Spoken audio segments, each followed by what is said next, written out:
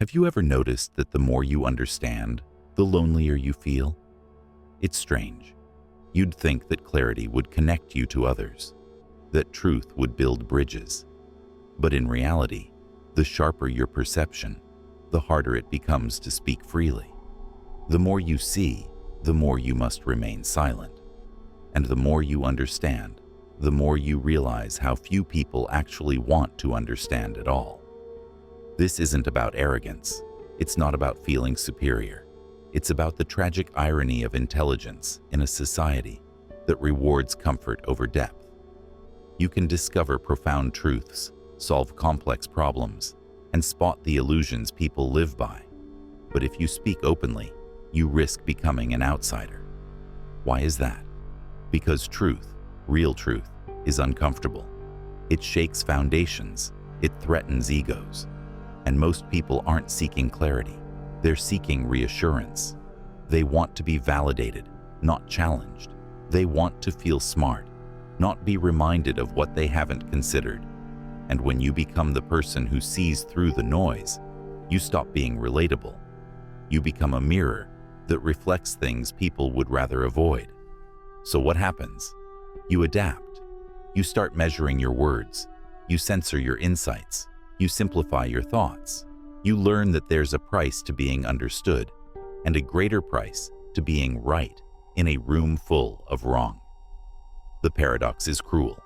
Intelligence can isolate you, even as it enriches your inner world. The German philosopher Arthur Schopenhauer saw this clearly. He believed that the more intelligent a person is, the less they will fit into society, not because they don't want to, but because society itself resists those who challenge its illusions. What is obvious to a sharp mind can feel like an attack to someone unready to hear it. It's not about elitism, it's about sensitivity to complexity. Most social settings reward simplicity, conformity, and surface-level interactions. Intelligence, on the other hand, dwells in nuance. It questions everything. It sees the contradictions and refuses to ignore them. But that same refusal becomes your burden. Because the moment you express the deeper truth, you risk rejection. Think about it. Have you ever tried to explain something logically, only to be met with blank stares? Or worse, offense? Have you ever tried to help someone see a clearer path, only to be labeled arrogant? That's the punishment for clarity in a world that's emotionally attached to its confusion. And that's why real intelligence, when left unchecked, becomes a liability. A weapon you carry openly becomes a target. A truth you speak too bluntly becomes a threat, not to the world as it is, but to the identities people cling to. So what's the solution? It's not silence, it's strategy. You have to learn how to wield your intelligence like a hidden blade, not a spotlight. Wisdom isn't just knowing the truth, it's knowing when and how to reveal it. The goal is not to dominate, but to influence without resistance. There's an art to it, the art of restraint, of timing, of blending in when needed. Not to betray your mind, but to protect your influence. You don't have to correct every misconception. You don't have to win every debate. In fact, real power lies in choosing not to engage where engagement is wasted. There's a reason some of the greatest minds in history practiced discretion. Leonardo da Vinci, Nikola Tesla, even Einstein. They didn't broadcast every thought. They knew that being heard is not the same as being effective, and that being understood too quickly can invite resentment. You have to learn to read the room, to know when truth will open a door, and when it will shut you out. Let's say you're in a conversation, and someone says something clearly false or misinformed. Your instinct might be to correct them, to speak up and clarify. But pause. Ask yourself, what will this correction accomplish? Will it lead to insight or just defensiveness? Sometimes the wisest move is no move at all. Let the conversation flow. Smile, nod, save your energy. That's not cowardice, that's chess.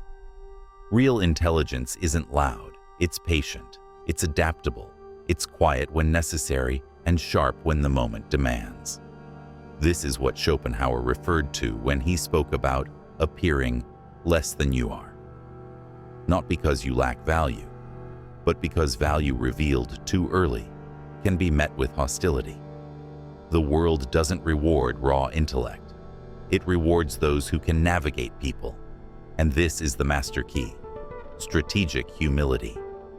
Pretend to be less than you are, not to deceive, but to survive, to operate, to influence, to build alliances instead of enemies. To let people think they've arrived at the insight themselves, because when people think they've discovered something on their own, they embrace it. When you hand it to them, they often reject it. This isn't manipulation, it's realism. If you want to make a difference, you must first avoid the spotlight that burns the messenger. You must understand the psychology of perception. Because here's the brutal truth: the world judges you not for your essence, but for how you present it. If you look too sharp, you'll be dulled. If you shine too bright, you'll be dimmed. If you speak too deeply, you'll be dismissed. It's not fair, but it's the terrain. So navigate it. Step lightly. Play the fool when needed.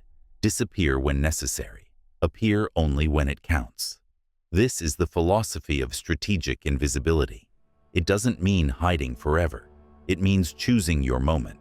It means conserving your energy, letting others reveal themselves, and moving only when the outcome justifies the cost. Nature proves this. The most dangerous animals don't roar. They stalk. The most effective leaders don't shout. They wait. The most powerful players in history didn't brag. They built in silence. You don't need to announce your plans. You need to execute them when no one expects it. Be quiet and work. Be overlooked and observe. Then strike when the moment is right. Clean, precise, without apology. And here's the irony. When you no longer need to be seen, you become unstoppable. When you stop proving your intelligence, you free it. When you stop competing for attention, you win influence. Let the world underestimate you.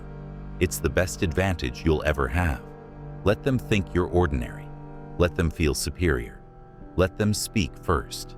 And while they do, you watch, you wait, you learn. And when it matters most, you act. That's not weakness. That's wisdom. That's the path of the silent strategist. The philosopher who knows that the greatest truths are not always shouted. They are lived. So the next time you feel the urge to correct, to argue, to prove, pause, smile, and remember. The sharpest minds are not those who win debates, but those who understand the cost of speaking too soon. Let others chase recognition. You build power, quietly, patiently, masterfully. And when the world finally sees what you've become, it will be too late to stop you. Because you didn't just know the truth, you used it. You mastered the art of moving undetected, the discipline of restraint, and the elegance of striking only when the board was fully in your favor. You are not here to be liked. You are here to be effective. You are not here to impress. You are here to build. And while others collapse under the weight of their need to be seen, you rise, silently, deliberately, permanently. Because the mind that can wait, observe, and choose the perfect moment is the mind that ultimately rules. That is the true brilliance of the strategist philosopher. Unseen, unmatched, unstoppable.